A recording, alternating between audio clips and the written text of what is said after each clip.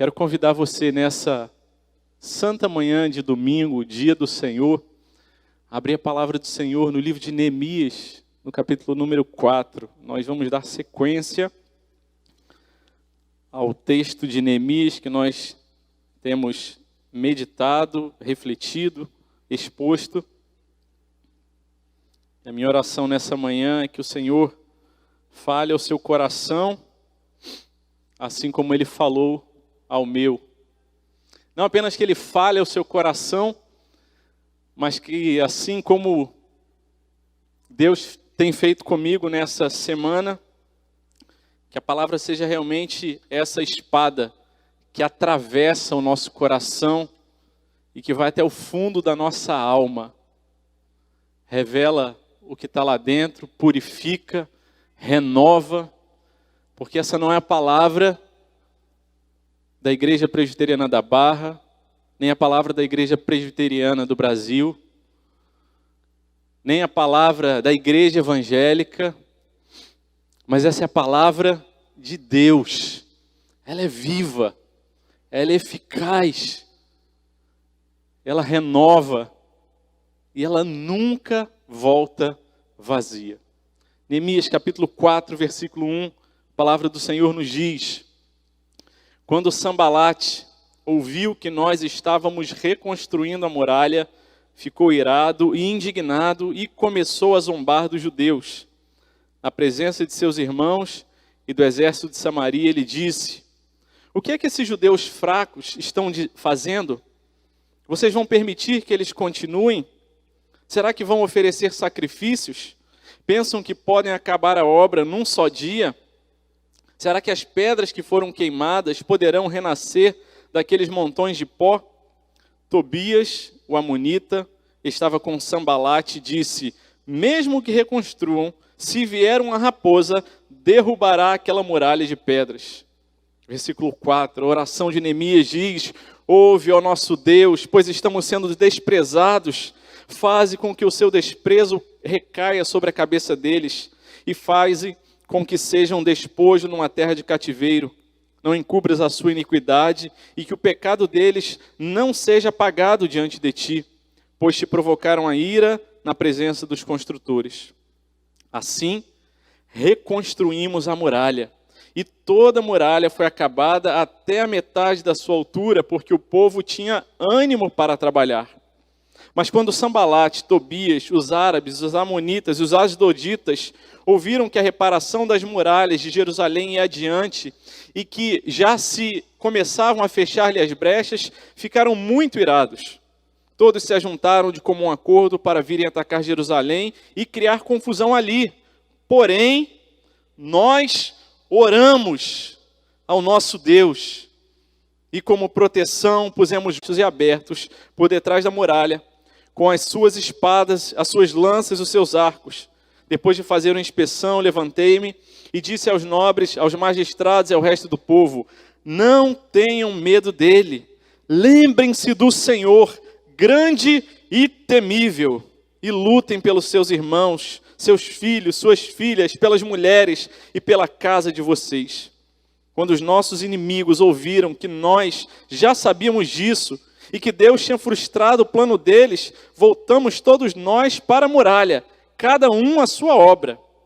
Naquele dia em diante, metade dos meus homens trabalhava na obra, e a outra metade empunhava lanças, escudos, arcos e couraças, e os chefes estavam por trás de toda a casa de Judá, que reconstruía a muralha. Os carregadores, que por si mesmo tomavam as cargas, cada um com uma das mãos fazia a obra e com a outra segurava a arma. Os construtores, cada um trazia a sua espada na cintura enquanto construíam. O que tocava trombeta estava ao meu lado. Eu disse aos nobres, aos magistrados e ao resto do povo: grande e extensa é a obra, e nós estamos espalhados na muralha, longe uns dos outros. No lugar em que ouvirem o som da trombeta, ali reúnam-se em volta de nós. O nosso Deus lutará por nós. Assim trabalhávamos na obra, e metade empunhava as lanças desde o raiar do dia até o anoitecer. Também nesse mesmo tempo eu disse ao povo: cada um de vocês fique em Jerusalém com seu servo, para que de noite nos sirvam de guarda e de dia trabalhem. Nem eu, nem os meus irmãos, nem os meus servos, nem os homens da guarda que me seguiam tirávamos as nossas roupas, nem mesmo para dormir, cada um se deitava com as armas à sua direita. Aleluia. Aleluia. Meus irmãos, nós temos meditado desde o começo do livro de Neemias sobre a reconstrução dos muros de Jerusalém, sobre a restauração daquela cidade, da vida daquele povo que vivia em grande miséria. E Deus havia levantado então Neemias como esse administrador, esse homem que iria encorajar o povo a desenvolver esse trabalho de reconstrução das muralhas. E ali, desde o capítulo 2, nós vemos Neemias, e desde o capítulo 1 também, Neemias buscando a Deus, orando ao Senhor, clamando a Ele por graça, por força, sabedoria, para que a obra pudesse continuar a acontecer. Começar e continuar a acontecer. E então ele anima o povo, e as pessoas são ali relacionadas no capítulo 3, nome por nome. E na última reflexão que nós expusemos, o capítulo número 3, alguns falaram, será que o pastor vai ler todos esses nomes? E não errou nenhum. Graças a Deus. E cada um desses nomes importantes ali, citados e registrados na palavra de Deus, homens e também mulheres que ali estavam, servindo ao Senhor, compreendendo que essa obra é a obra que o Senhor os colocou para fazer. Mas, no capítulo 4, nós podemos ver o registro de uma coisa que acontece em todas as vidas daqueles que se envolvem na obra do Senhor e que têm compromisso em colocar a mão na obra, em servir ao Senhor, em dizer, Deus, eis-me aqui, usa-me de acordo com a tua vontade. E então no capítulo 4 acontece esse fenômeno. Começam não só a aparecer, mas a aumentarem as críticas. Lá no capítulo 2, no versículo 19, Tobias e Sambalate já são citados. Eles começam a aparecer dizendo, olha, será que eles vão conseguir fazer essa obra? Começam a colocar dúvida ali no coração, começam a tentar semear confusão no meio do povo, mas então eles chegam ali nesse momento de ápice de críticas e começam a criticar, e eles falam, o que é que esses judeus fracos estão fazendo? Será que eles vão voltar a oferecer sacrifício? Será que eles são alguma coisa? E meus irmãos, o nome deles tinha acabado de ser registrado, era gente importante aos olhos de Deus, mas o valor deles acabava de ser questionado. E mesmo que eles consigam levantar essas muralhas, se subir uma raposinha nessa muralha, ela vai ser derrubada, ela não vai resistir. E começaram a semear dúvidas e críticas ali, e Neemias, diz a palavra do Senhor, faz aquilo que nós todos precisamos fazer quando escutamos críticas, palavras de desânimo que vêm de fora, e às vezes vêm até dentro do nosso próprio coração, às vezes até dentro do nosso próprio pensamento, fruto de uma história em que você talvez já tenha sido muito desprezado, colocado de lado, e você acha que você não tem valor porque as pessoas ao seu redor não te valorizam, e às vezes a gente esquece que o nosso valor está em Cristo, e às vezes nós mesmos criticamos e falamos para a gente mesmo, desprezando o nosso próprio coração, dizendo, eu não consigo, eu não tenho capacidade. E em parte isso é verdade, porque por nós mesmos a gente não dá conta. Mas se nos quebrantamos, se nos rendemos aos pés do nosso Criador, Salvador, do nosso Pai, Ele sim nos dá força na nossa união com Cristo. E assim Neemias se quebranta diante do Senhor, diante das críticas. Você não vê Neemias se levantando para argumentar, para questionar, para tentar articular alguma coisa contra aqueles homens, mas ele se quebranta diante de Deus. E esse livro de Neemias, se você for reparar, ele é cheio, embebido, coalhado dessas expressões entre aspas. Você vai aí navegando pelos outros capítulos, aparece várias vezes esses pequenos tweets aí, essas intervenções de Neemias, que são as orações dele. Ele ora, ouve ao nosso Deus, Deus, tem misericórdia de nós, a gente está sendo desprezado. E depois ali, ele também depois de ver que o povo começa a ser contaminado com aquelas palavras de desprezo, versículo 9 diz, nós oramos ao nosso Deus, ele ora e ele busca a Deus, e ele clama ao Senhor, e ele fala, Senhor, ajuda a gente, e o povo se reanima, mas ele fala, não olhem para mim, orem e olhem para o Senhor, porque é o Senhor quem lutará por nós. Porque a obra não é de Neemias, a obra é do Senhor. Neemias não é o Salvador é Cristo. E Neemias, ele aponta, ainda no Antigo Testamento, para o Salvador que viria para resgatar e restaurar a nossa vida e nos dar valor em Cristo. Aquele que morreu por nós e derramou o seu sangue e que provou de forma cabal o amor que ele tem por nós e nos falou, meu filho, minha filha, eu te amo, eu morri por você. E ainda que o mundo todo te despreze, e ainda que digam que a tua obra vai ser derrubada, ainda que digam que aquilo que você tem feito para me servir não vai resistir, confia. A obra que eu comecei na tua família, no teu coração, na tua casa, na minha casa, naqueles que têm procurado servir ao Senhor, perto, longe, confia, meu filho. A tua tarefa é obedecer, a tua tarefa é lembrar do que você é em Cristo, daquilo que a palavra diz que você é e seguir em frente, confiado no Senhor. Meus irmãos, como é que nós podemos perseverar na obra do Senhor? Como é que nós podemos aguentar as pressões, as dificuldades, os levantes, os boatos, as críticas, as palavras de desânimo que muitas vezes tentam se abater diante da vida dos crentes, sobre o coração e a nossa mente? O que a palavra de Deus nos diz sobre a gente perseverar na obra do Senhor, naquilo que Deus começou em nossa vida. Aquele que começou a boa obra há de completá-la.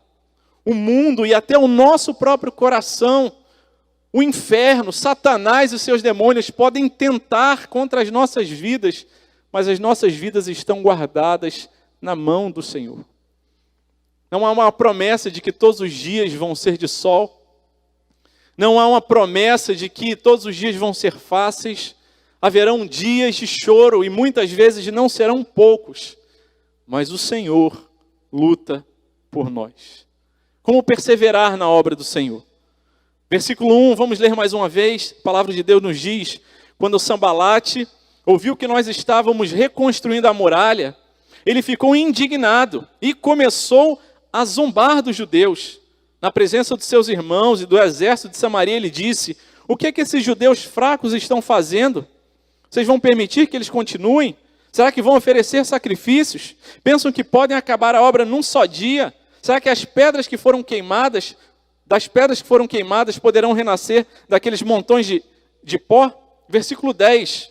Não só os de fora trouxeram palavras de desânimo, mas também no versículo 10, o próprio povo dizia em Judá, disseram, os carregadores já não têm mais forças, e os escombros são muitos. Nós mesmos não seremos capazes de reconstruir a muralha. Para perseverar na obra de Deus, servindo ao Senhor, não olhando para trás, continuando a caminhar para frente, nós precisamos lembrar que nós precisamos ter cuidado com as críticas e com as palavras de desânimo. Nós precisamos ter cuidado com as críticas e com as palavras de desânimo. Elas sempre virão.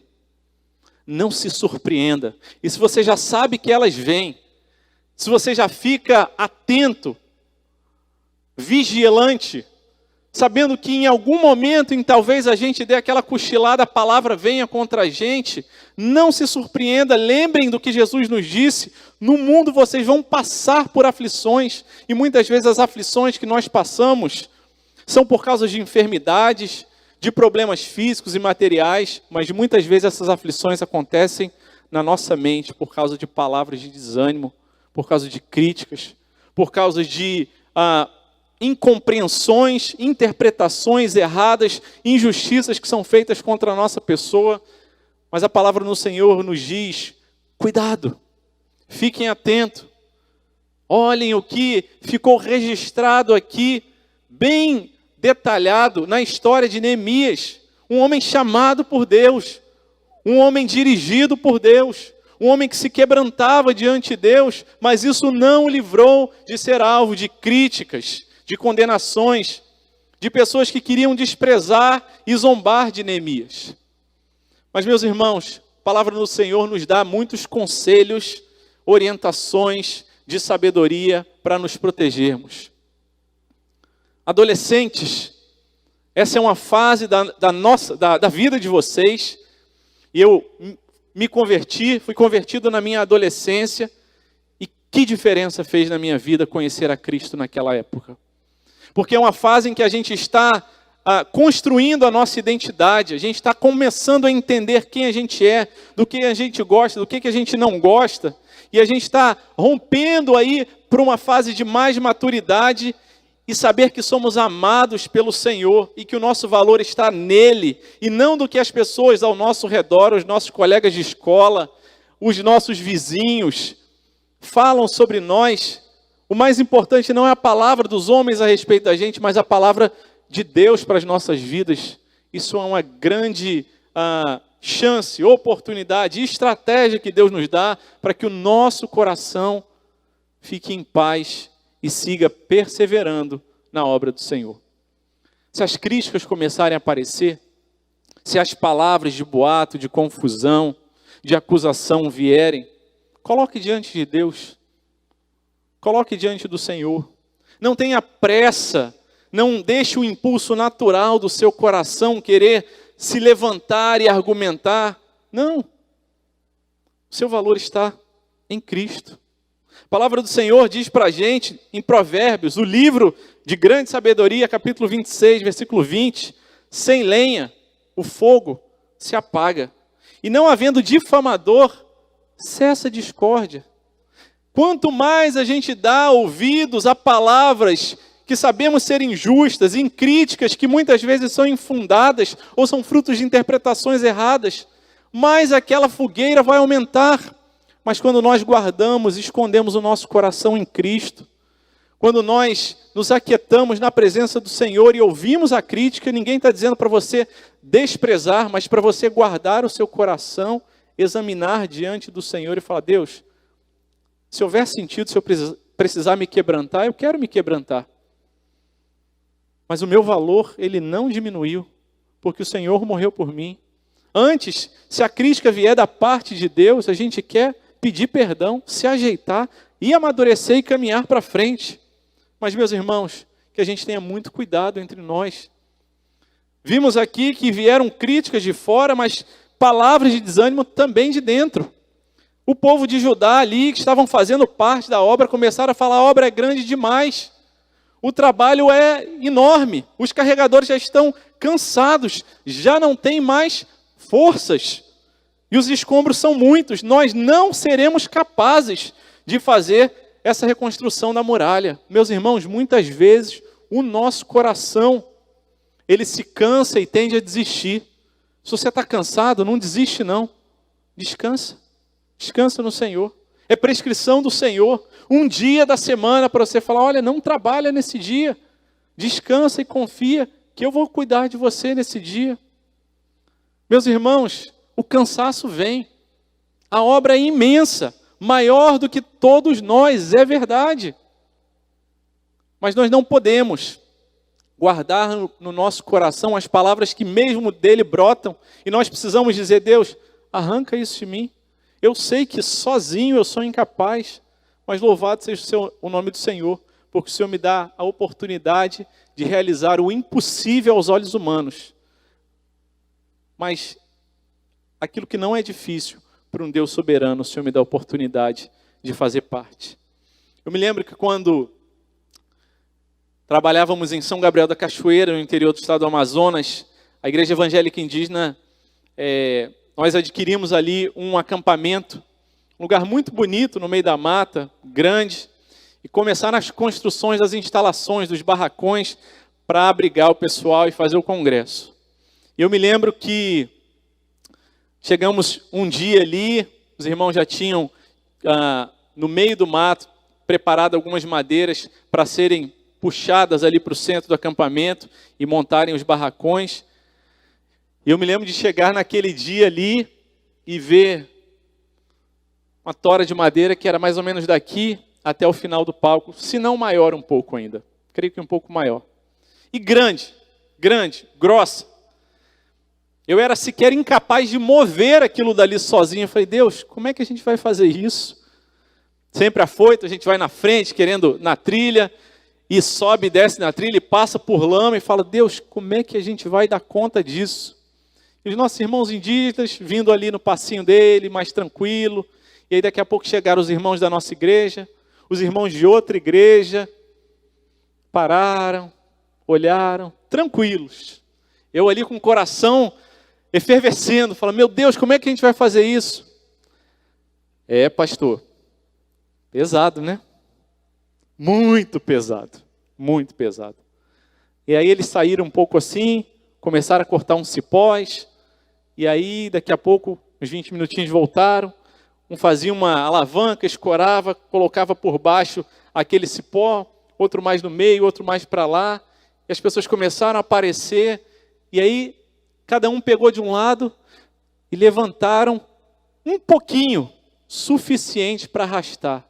Falei, Deus, obrigado, porque eu sei que a minha fé ainda é pequena, mas o Senhor tem enchido esses homens simples no meio da mata de fé para fazer aquilo que humanamente a gente acha que é impossível. Sofremos para carregar? Muito, muito. Às vezes eu não sabia se eu estava mais atrapalhando do que ajudando, mas eu me esforçava para tentar ajudar. E eles falavam, pastor, pode deixar, a gente carrega. Mas era um privilégio fazer parte daquilo que Deus estava fazendo naquele lugar. E ver como, quando o povo de Deus se une, trabalha junto, quebrantado diante do Senhor e usa os recursos que Ele nos dá, a gente tem a possibilidade de fazer coisas muito maiores do que as críticas de fora e aquilo que o nosso coração às vezes desconfia e acha que a gente não dá conta. Eu louvo a Deus porque o Senhor falou, meu filho, cuidado com as palavras do seu próprio coração. Cuidado com as palavras que estão ao seu redor. O próprio Senhor Jesus, quando esteve aqui, quando foi batizado por João Batista, Mateus no capítulo 3, a voz que se ouviu do céu dizia, esse é o meu filho amado, está carimbado, para que todo mundo possa ouvir. E depois o Espírito leva o Senhor Jesus ao deserto, e ali sendo tentado por Satanás, a primeira palavra que ele escuta é, se és filho de Deus. No capítulo 3, Jesus escuta, você é meu filho amado, esse é meu filho amado. No capítulo 4 ele escuta, será que você é filho de Deus, amado mesmo? Meus irmãos, nosso inimigo, ele quer questionar o nosso valor. Jesus tinha acabado de ouvir, esse é meu filho amado, mas no capítulo 4, ele ouve ali, será que você é mesmo filho de Deus? Isso se repete novamente, se és filho de Deus. Que história é essa de querer questionar a minha identidade? Eu sei quem eu sou no Senhor. Eu sou o filho amado. Eu sou filha amada. Eu sou aquele que fui salvo pelo sangue de Jesus, não por causa dos meus merecimentos. Porque se você me criticar, você tem razão. Eu sou muito pior do que aquilo que você acha. Sou muito mais fraco, mais frouxo, mais instável, mais pecador. Mas eu fui resgatado pelo Senhor, e Ele me ama, e Ele deu a vida por mim, e nele, nessa certeza, eu posso perseverar e guardar os meus corações das críticas. Quando no Monte da Transfiguração, Jesus esteve ali com os seus discípulos, ele ouviu ali em Marcos capítulo 9, aquela voz que dizia novamente, esse é o meu filho amado, em quem tenho muito prazer.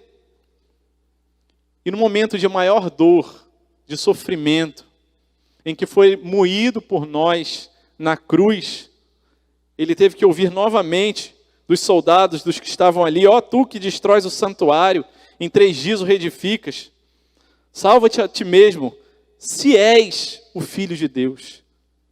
Guarda o seu coração das críticas e das palavras de desânimo no Senhor. Porque nesses dias em que os boatos, em que as palavras de desconfiança aparecem, a nossa identidade é colocada em xeque. Mas nós precisamos lembrar que somos filhos amados, filhas amadas. Não somos perfeitos. Estamos ainda caminhando e trilhando esse caminho da santificação, mas fomos salvos pela graça do Senhor. Somos mantidos pela graça do Senhor. E o nosso coração é guardado pela graça do Senhor. Mas, meus irmãos, nesse movimento de guardar o nosso próprio coração, nós precisamos guardar também o nosso coração de lembrar que os nossos inimigos não são os nossos irmãos. Os nossos irmãos não são os nossos inimigos. Os nossos inimigos não são os nossos irmãos. Os nossos irmãos não são os nossos inimigos. Nós podemos discordar, ter opiniões diferentes. Nós podemos ter visões diferentes sobre fatos periféricos da vida. Mas nós precisamos lembrar que os nossos irmãos não são nossos inimigos. Que Deus nos ajude a guardar o nosso coração para que não caiamos na cilada de Satanás, que quer apontar para a gente o nosso irmão como se fosse o nosso inimigo, só porque ele tem opiniões diferentes da gente. Ele não é o nosso inimigo.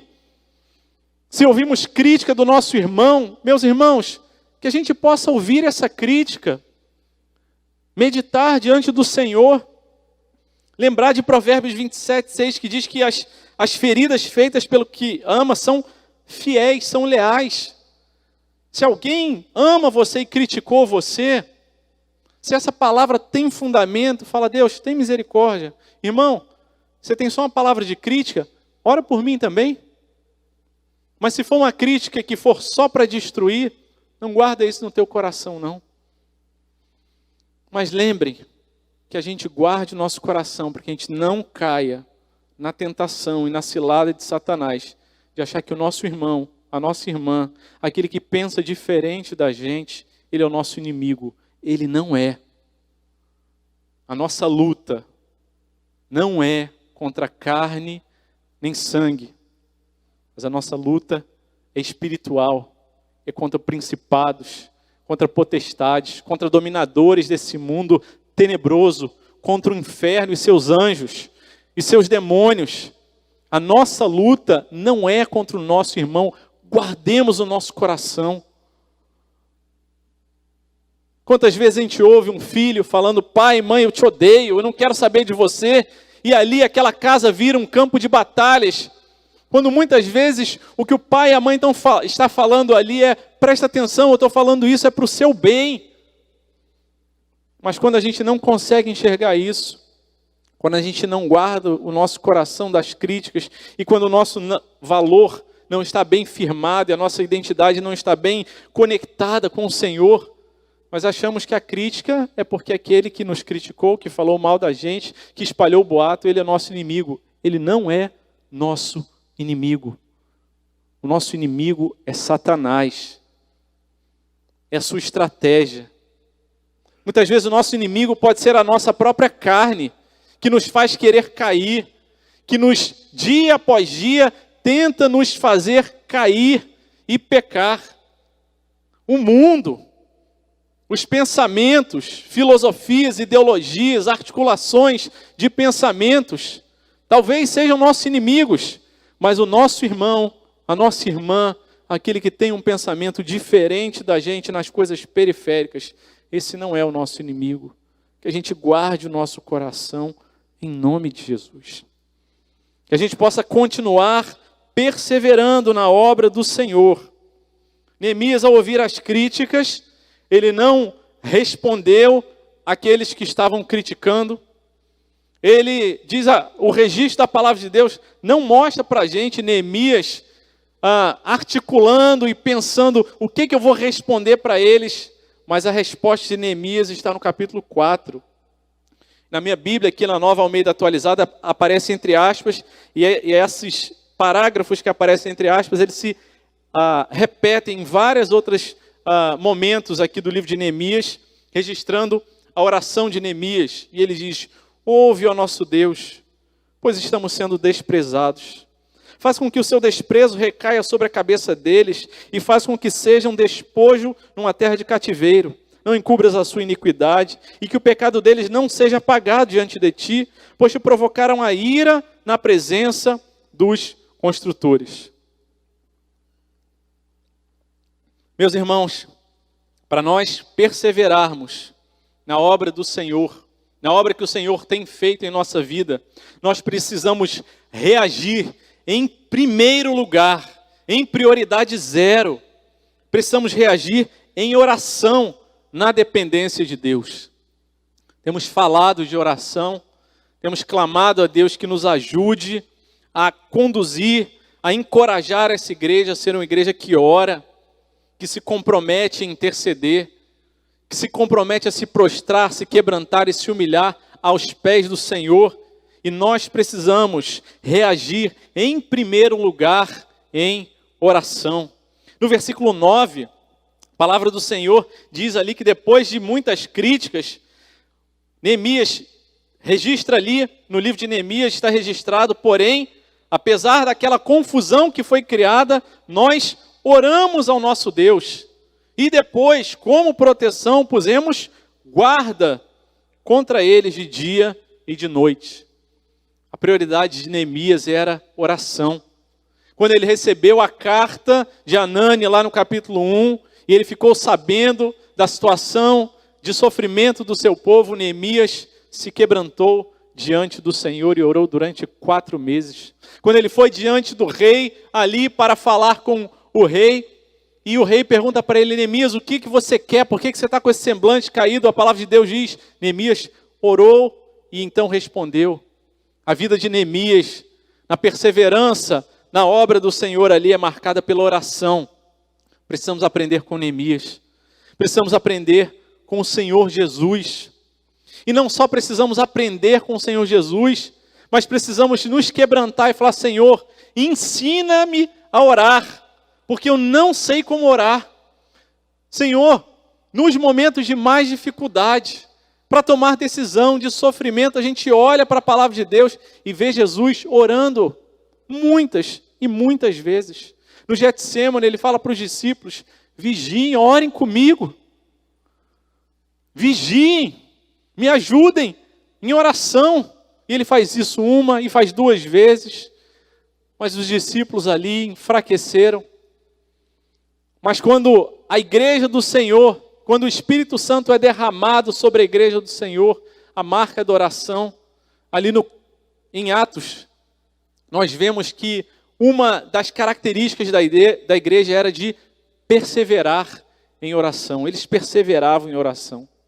E meus irmãos, pobre de nós, porque muitas vezes a nossa tendência natural, quando recebemos mais notícias, quando recebemos informações sobre planos que não saíram conforme nós havíamos projetado, conforme aquilo que a gente tinha desenhado, aquilo que a gente acharia que ia acontecer, quando a gente recebe um resultado diferente daquilo que a gente achava que aquela equação ia dar, nossa tendência natural é deixar que o nosso coração comece a pegar fogo e começar a conversar com um, com o outro, e tentar resolver na nossa própria força, e depois de um dia inteiro de esforços humanos, nós nos lembramos envergonhados, deveríamos nos lembrar envergonhados, quando a gente abre a boca e diz: agora não resta nada mais a fazer, a não ser orar.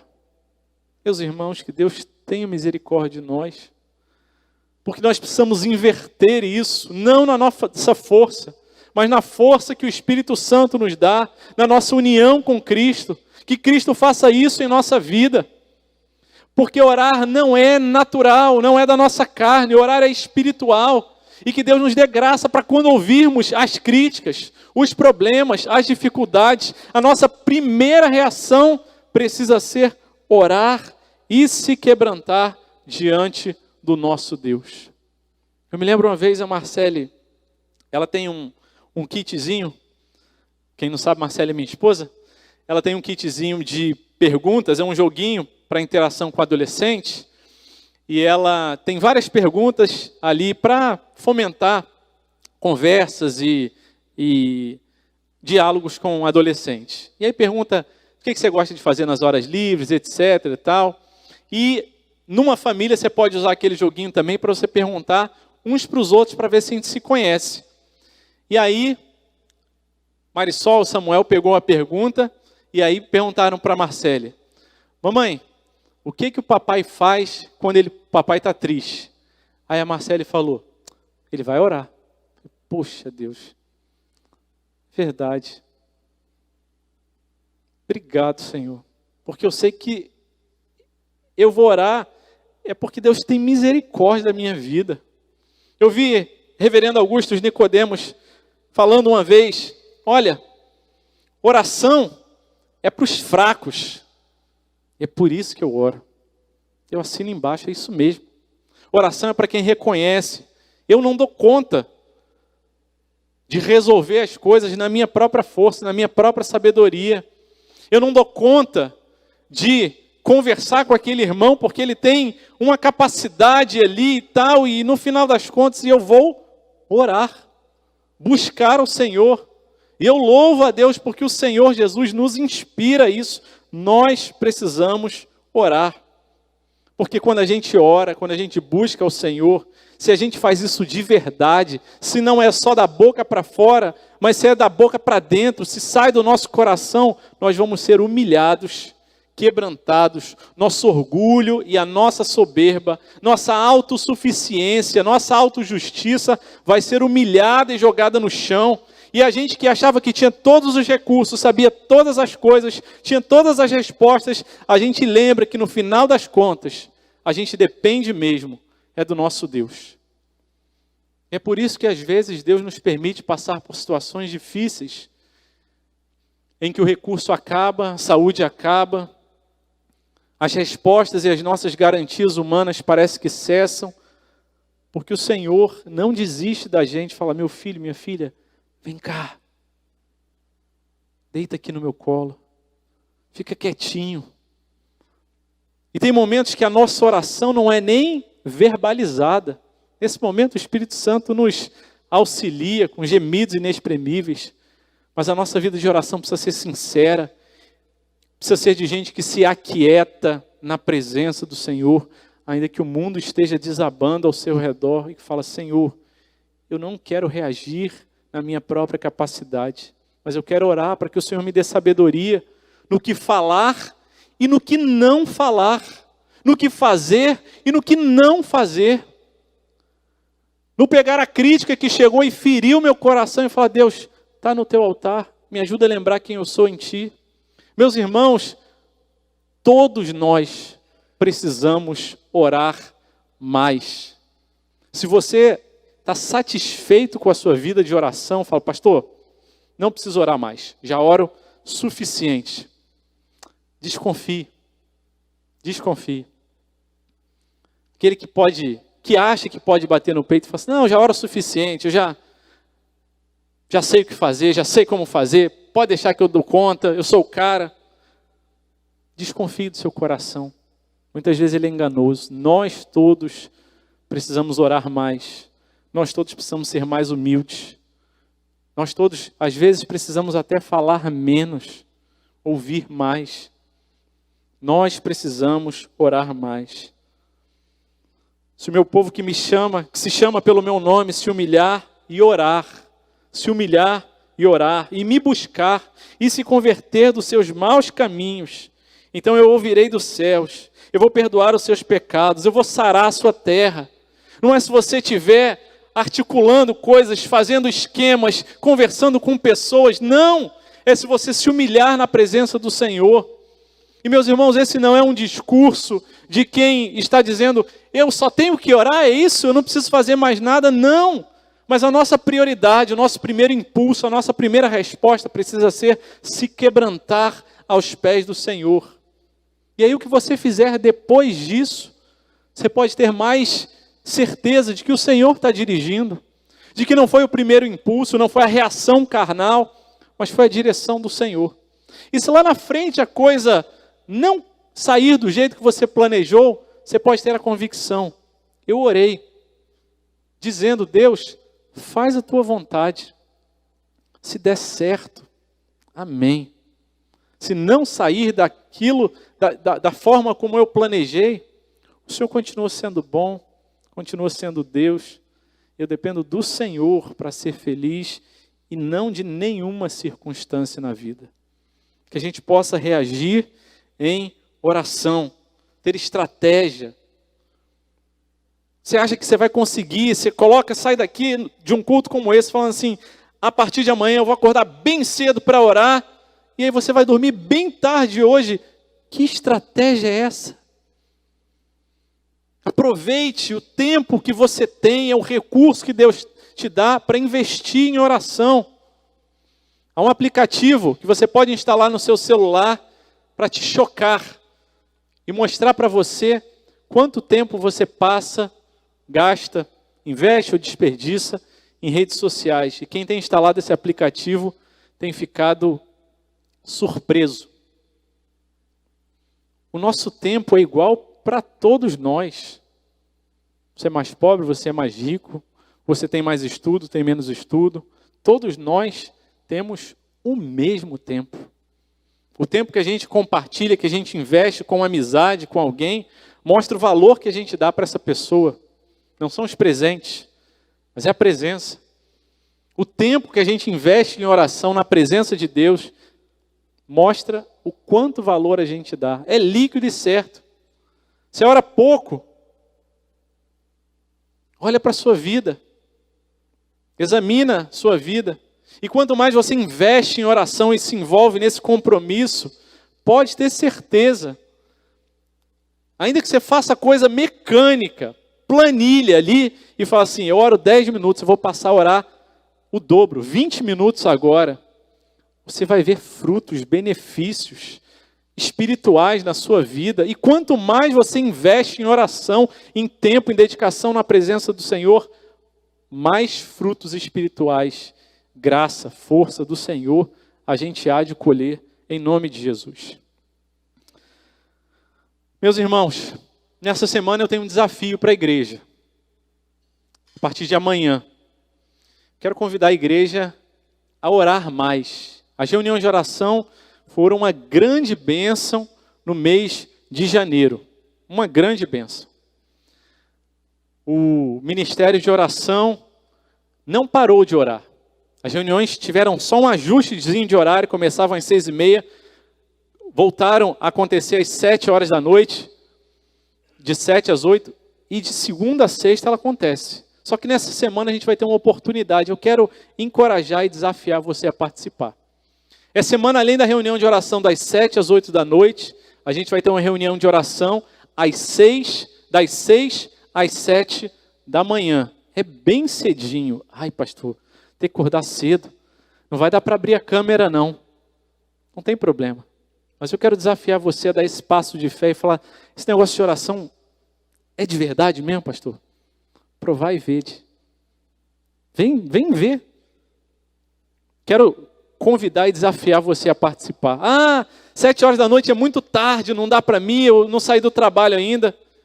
Então participe de 6 às 7 da manhã. A gente vai ter essa semana especial de oração e de jejum. Orar pela nossa igreja, pelos ministérios. Tivemos uma reunião abençoada domingo passado, e uma das tarefas para cada líder de ministério foi registrar ali 3 pedidos de oração. E nesses 3 pedidos de oração, eles foram organizados para cada ministério, e nós vamos compartilhar diariamente esses pedidos de oração, que têm sido orados na reunião das 7 da noite, vão ser orados, vão ser trazidos diante de Deus na reunião das 6 da manhã também, de segunda a sexta dessa semana, e eu quero encorajar você a participar. Não, é muito cedo. Eu não dou conta não. Eu sei, é natural, a minha carne também diz isso. É muito cedo, mas que o Senhor nos dê graça, que a gente se humilhe e fale, Deus, me ajuda a orar, mesmo que eu não tenha vontade. E que a gente possa também nessa semana jejuar. Quero desafiar, quero conclamar a igreja a estar jejuando também. escolhendo uma ou duas refeições do seu dia, ou alguma coisa que você faz na sua rotina. Quem sabe você vai fazer um jejum nessa semana de rede social. Você não vai acessar nenhuma vez. Ai, dá até um frio na espinha. Eu não vou dar nenhuma curtida. Não vou olhar nenhuma vez se aquele meu amigo, aquela minha amiga, como é que está a viagem dele. Ou quem sabe você vai fazer uma semana de jejum de café. Difícil para quem gosta de café. Mas o objetivo do jejum é falar: Senhor, eu quero mortificar a minha carne, eu quero fortalecer o meu espírito, eu quero que o Senhor fale ao meu coração, eu quero que o Senhor possa abençoar a nossa igreja e ajudar ela a crescer, a amadurecer, a caminhar para frente, a ouvir a tua voz e te obedecer, em nome de Jesus. Eu oro ao Senhor que a gente possa ter muita gente engajada nessa semana de jejum e oração da nossa igreja.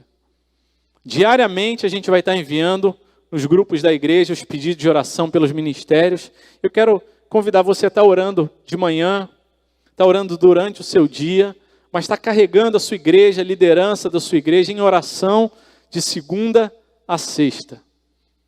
Em nome do Senhor Jesus. E a palavra do Senhor, já seguindo aqui para o último ponto da nossa meditação, nos diz no versículo 14: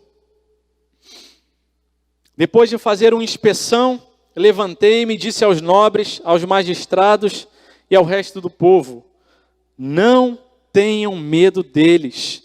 Lembrem-se do Senhor, grande e temível. Lutem pelos seus irmãos, seus filhos, suas filhas, pelas mulheres e pela casa de vocês. Versículo 19. Eu disse aos nobres, aos magistrados e ao resto do povo: grande e extensa é a obra, e nós estamos espalhados na muralha, longe uns dos outros. No lugar em que ouvirem o som da trombeta, ali reúnam-se em volta de nós. O nosso Deus lutará por nós. Eles precisavam continuar trabalhando. E por isso eles tinham numa mão uma pá de pedreiro e na outra mão uma espada.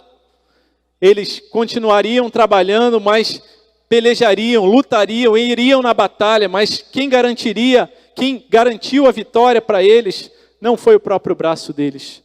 O Senhor lutou por eles. O Senhor grande e temível. E toda vez que a palavra de Deus nos traz imperativos, nos traz ordens, comandos, alertas, é porque o Senhor conhece o nosso coração e sabe como a nossa tendência natural é esquecer dessas coisas. Para a gente perseverar na obra do Senhor, nós precisamos lembrar do Senhor, grande e temível, santo, amoroso, digno de todo louvor, mas também grande e temível. Um Deus soberano que tem todas as coisas debaixo do seu domínio. A minha vida, a sua vida, a nossa igreja, ela não saiu fora do domínio do Senhor. Lembrem-se do Senhor, grande e temível. Ele lutará por nós. Meus irmãos, para nós perseverarmos na obra do Senhor, nós precisamos continuar trabalhando, unidos, encorajados e fortalecidos no Senhor. A palavra de Deus diz que Neemias falou: olha, quando vocês ouvirem a trombeta tocar, unam-se, porque a obra é extensa, ela é espalhada, nós precisamos nos proteger uns aos outros. Quando ouvirem a trombeta, venham junto, porque a gente está sendo atacado ali. Orem uns pelos outros. Coloquem a vida uns dos outros e não deixem que uns aos outros vão desanimando. Muitas vezes a palavra do Senhor traz a expressão: amem uns aos outros, orem uns pelos outros, fortaleçam-se no Senhor. E a palavra do Senhor nos fala tantas vezes, nos traz tantos exemplos de homens e mulheres que se fortaleceram no Senhor. Meus irmãos, no final do dia, o que fortalece o nosso coração não é a melhora das circunstâncias, não é a coisa acontecer do jeito que eu queria. O cenário ao nosso redor muitas vezes não muda, E se Deus não muda a situação, é porque Ele quer mudar o nosso coração. Ele quer que nós sejamos encorajados, fortalecidos nele. Por isso Neemias declara ao povo: lembrem do Senhor, grande e temível, Ele lutará por vocês. Muitas vezes a gente precisa dizer isso para o nosso próprio coração. O salmista traz no Salmo 42, versículo 4, por que você está batido, a minha alma? Por que se perturba dentro de mim? Espera em Deus, pois ainda o louvarei, a Ele o meu auxílio e Deus meu. Se fortaleça no Senhor, na sua palavra. Meus irmãos, eu me converti com 16 anos, e na época que eu fui convertido pelo Senhor, acho que a gente tinha os últimos remanescentes decoradores da palavra de Deus, gente que memorizava as escrituras, e a gente via Bíblias tão marcadas, e parece que isso foi se perdendo com o tempo, com o advento dos aplicativos e celulares. E quem tem um pouco mais de experiência pode testemunhar disso, que antes era muito mais comum a memorização das escrituras. E hoje em dia a gente vê tão pouco a respeito disso. Chega para um jovem, para um adolescente, para uma criança e pergunta: qual o seu versículo preferido? Meus irmãos, a gente precisa se fortalecer no Senhor.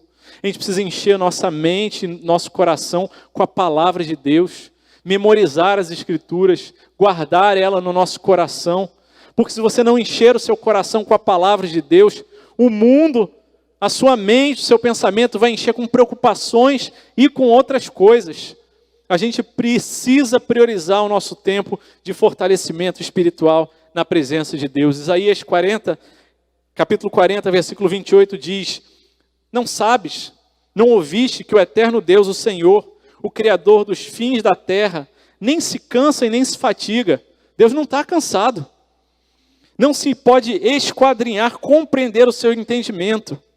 Não dá para entender, porque Ele faz forte ao cansado e multiplica as forças ao que não tem nenhum vigor.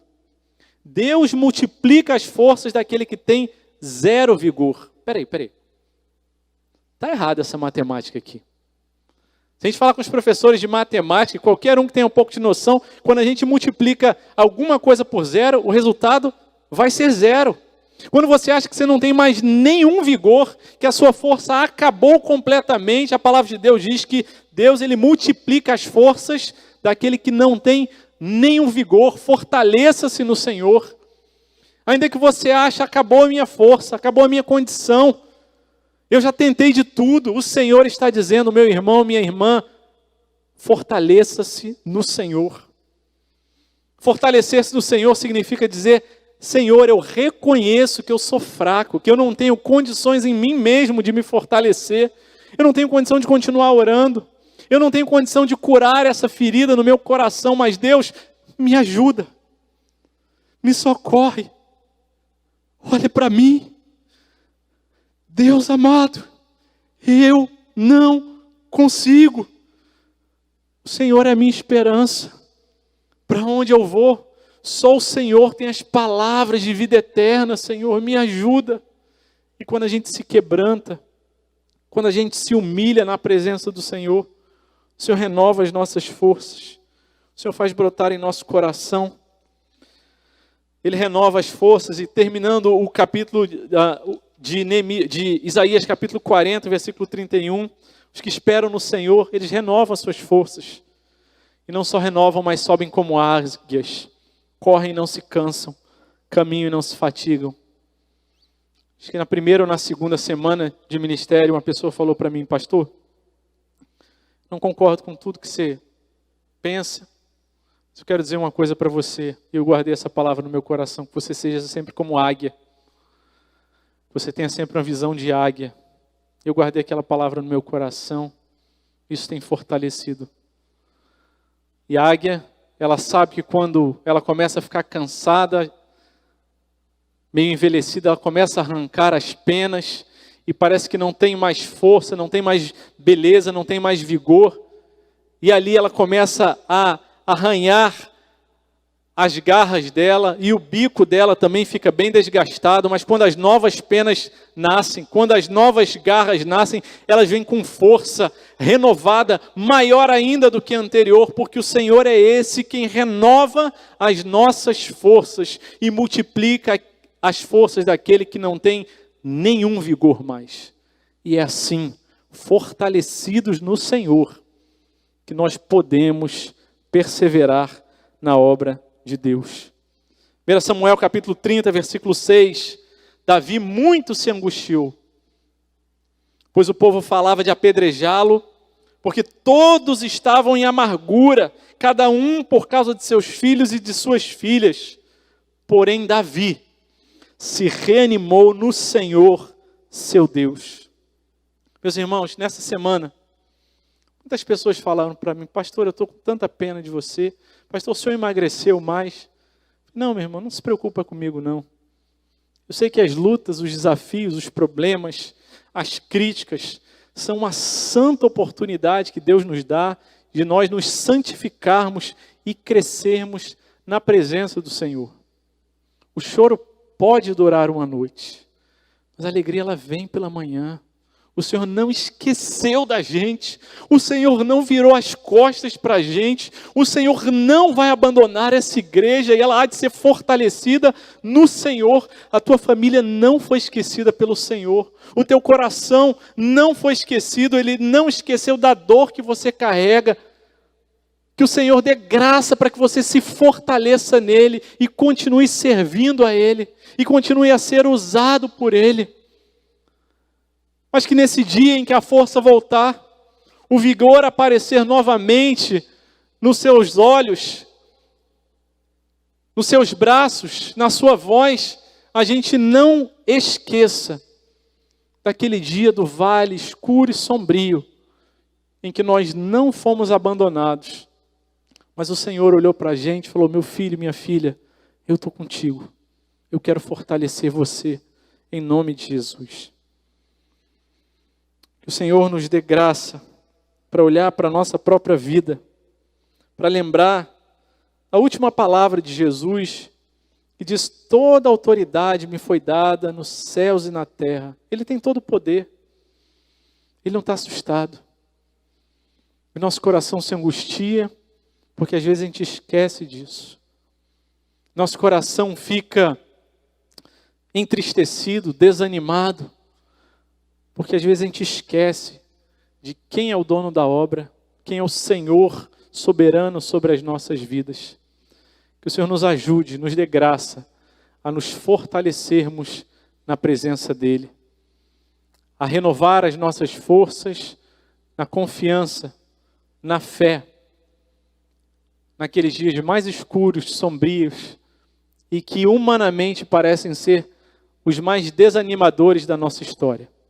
Que o Senhor nos dê graça para perseverarmos em nome de Jesus. Vamos orar mais uma vez? Feche seus olhos, abaixe sua cabeça. Deus amado, louvado seja o teu nome. Deus, eu quero agradecer ao Senhor, porque a tua palavra é viva e eficaz. Ela é uma espada que atravessa o nosso coração. Ela é vida e refrigério para a nossa alma. Deus amado, tem misericórdia de nós. Muitas vezes nós temos permitido que críticas, boatos, de fora ou de dentro, criem raízes em nosso coração e em nossa alma. Muitas vezes a gente tem se desanimado porque a gente tem olhado demais para os relatos de cenários difíceis, em vez de olhar para o Senhor e no valor que a gente tem em Ti. Deus amado, nós pedimos ao Senhor, nos ajuda a sermos uma igreja que caminha de joelhos na presença do Senhor. Todos nós precisamos orar mais, ter um coração mais quebrantado. Senhor, que o Senhor faça essa obra em nossa alma, em nosso coração, a ponto de não apenas agirmos orando, mas reagirmos com oração. Que o nosso reflexo não seja rebater aquilo que foi falado, que o nosso reflexo não seja procurar, em primeiro lugar, ajuda nos homens, nas circunstâncias, mas procurar diante do Senhor, em nome de Jesus. Oh Deus, eu peço ao Senhor nessa manhã, que o Teu Espírito Santo venha renovar a Tua igreja. Que o Teu Espírito Santo venha vivificar o Teu povo. Que o Senhor, Pai, possa visitar aqueles corações abatidos, angustiados, entristecidos, Senhor. Renovar a força daquele que já não tem nenhum vigor, Pai. Aquele que tem sofrido por questões materiais, por questões do coração, porque não aguenta mais estar longe de um irmão, de uma irmã, com quem um relacionamento foi quebrado. Deus, em nome de Jesus, que o Senhor traga paz, a reconciliação, o renovo e fortaleça a nossa igreja, em nome de Jesus. Nós reconhecemos que somos fracos, somos pecadores, dependemos da Tua graça e da união com Cristo Jesus, para que nós possamos fazer isso. Por isso nós pedimos em nome de Jesus, Espírito Santo de Deus, vem sopra sobre nós, com poder, com graça. Deus amado, eu quero orar também por aqueles que têm pessoas enfermas em sua família, Pai, que já estão cansados de orar, que as lágrimas já secaram, Senhor, que os corações já ficaram até embotados, que já disseram: Senhor, eu não aguento mais. Senhor, aqueles que têm enfermos na família, que o Senhor os visite, Pai, nessa manhã. Se o Senhor quer trazer cura, uma notícia nova, uma restauração de saúde, um diagnóstico diferente daquilo que foi decretado pelos médicos, Senhor, em nome de Jesus, faz a Tua obra. Deus, mas se nos Teus planos, que nós não conhecemos completamente, o Senhor tiver outro caminho, dá-nos um coração fortalecido em Ti, em nome de Jesus. Diante das notícias difíceis, das críticas, das palavras que nos injustiçam, que nos querem desprezar, dá-nos força em Ti, Senhor. É o Senhor quem luta por nós. Dá-nos graça, Pai, nessa semana de jejum e oração. Deus amado, sozinhos não vamos conseguir. Não vamos dar nem o primeiro passo, nem o primeiro dia, Senhor, mas incomoda cada um de nós, desperta cada um de nós a buscar mais o Senhor, a falar: Senhor, eu quero caminhar na presença do Senhor. Eu quero quebrantar a minha alma diante de Ti, Senhor. Ajuda-nos, Senhor. Socorre-nos, Deus. Que o Senhor permaneça conosco. Nós oramos assim, com gratidão, em nome de Jesus. Amém. Amém.